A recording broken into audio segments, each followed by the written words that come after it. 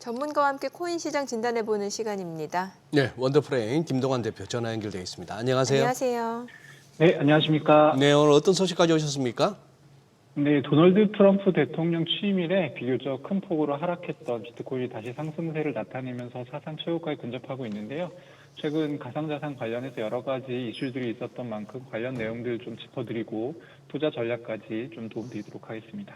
네, 최근에 이슈가 됐던 게 이제 트럼프가 직접 발행한 밈코인 오피셜 트럼프였는데 지금은 이제 지금 시세가 반토막이 난 상황입니다만 취임 직전까지만 하더라도 1000% 넘게 폭등을 했었는데 이 밈코인에 대한 비난 여론도 적지 않다면서요.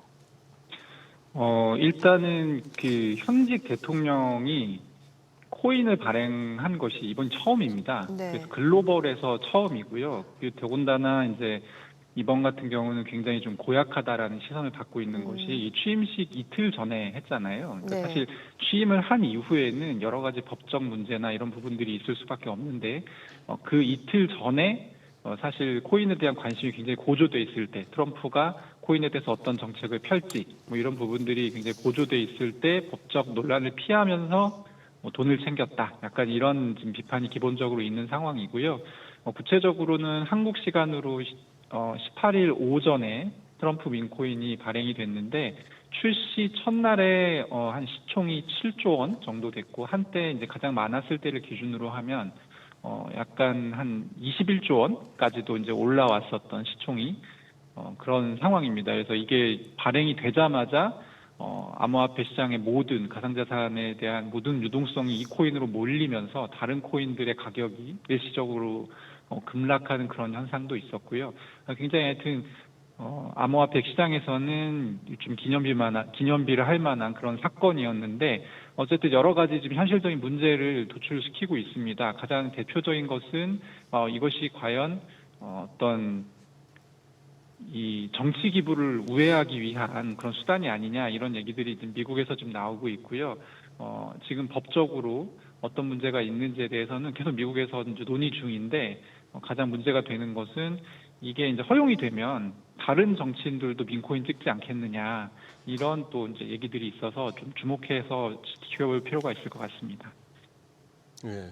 김 대표님, 저기 뭐 오피셜 트럼프라 해서 이제 그 밈코인의 이름이 그렇게 나왔는데 보니까 막내 아들 벨은 오피셜 벨은 그리고 그 부인 오피셜 멜라니아까지 있던데 그런 코인들도 밈코인이 진짜 상장된 겁니까?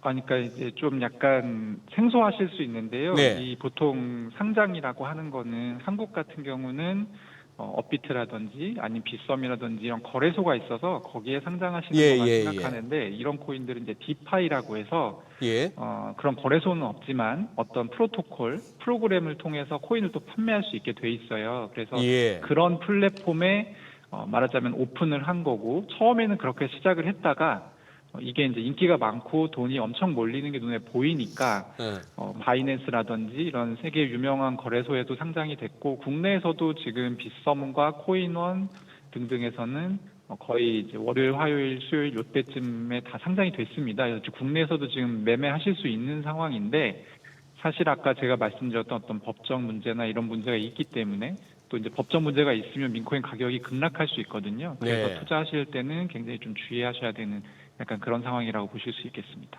네, 뭐 사실 투자자들이 가장 기대했던 건 트럼프 대통령이 이제 행정명령에서 가상화폐 관련 내용을 언급하는 거였을 것 같은데 관련 발언은 없었습니다. 그래도 이제 분위기를 좀 반전시킬 만한 소식이라고 하면은 미국 증권거래위원회에서 가상자산 태스크포스 출범시킨다면서요.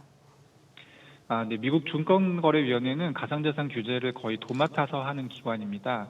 바이든 정부 때는 법적 권한을 넘어서서 너무 과도한 규제를 집행한다 이런 비판을 받았었는데요. 트럼프 취임 이후에 이제 분위기가 180도 바뀌었습니다.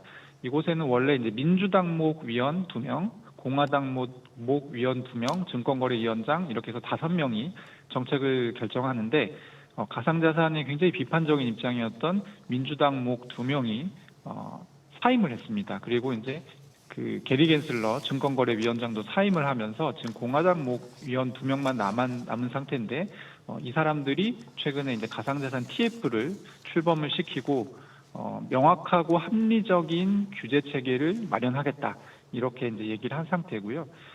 원래는 가상자산 규제를 도맡아서 하는 기관인데 지금 나온 일성이 규제보다는 이 지능에 가까운 성격의 어떤 얘기들이 나오면서 이에 대한 기대감 굉장히 커진 상황이고 가장 큰 규제 문제가 뭐였냐면 증권법 위반에 대해서 굉장히 가혹하게 이제 집행을 했었는데 그 부분이 좀 명확하게 될 거다. 그래서 증권법 위반이 아니다 이렇게 되게 되면 이제 미국에서의 어떤 코인 사업이라든지 이런 부분들이 굉장히 좀 편해지는 측면이 있습니다. 그래서 업계에서도 이런 부분에 대해서 좀 주목하고 있습니다.